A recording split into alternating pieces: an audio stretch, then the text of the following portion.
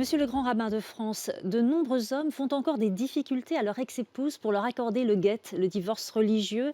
Certains même leur extorquent de fortes sommes d'argent. Comment faire? Est-ce que déjà, lors de votre premier mandat, vous avez fait bouger les lignes? Et je rappelle que dans la communauté juive, un mariage sur deux se termine par un divorce. Comme partout en France, nous avons eu une attention tout à fait particulière sur cette question terrible du guet qui n'est pas remis aux femmes après un temps insupportable. Ma règle est simple, aucune négociation, aucune compensation.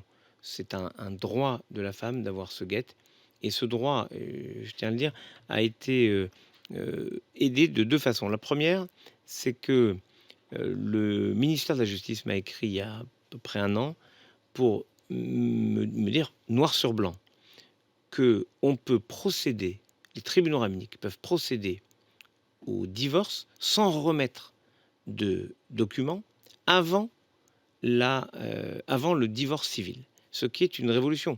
Parce que certains maris récalcitrants disaient: «Mais je ne suis pas tenu de donner le guet puisque le divorce civil n'est pas fini» et ils faisaient durer, traîner de manière insupportable le divorce. Maintenant que les gens s'étripent à coups d'avocats et c'est leur affaire, je ne me mêle pas de ça. En revanche, le guet, il doit être donné immédiatement quand il y a séparation de vie. Alors justement, si vous êtes réélu grand rabbin de France, est-ce que vous pourrez aller plus loin, vous engager à moderniser le guet ou tout du moins ses conditions d'obtention? Modernisé, on est tenu par la halakha et jamais il ne faut déroger à la halakha. Il en va de la reconnaissance de la qualité de nos actes religieux et ils sont reconnus partout dans le monde et il n'est pas question de toucher à cela. En revanche, il faut qu'il y ait une mobilisation de tous.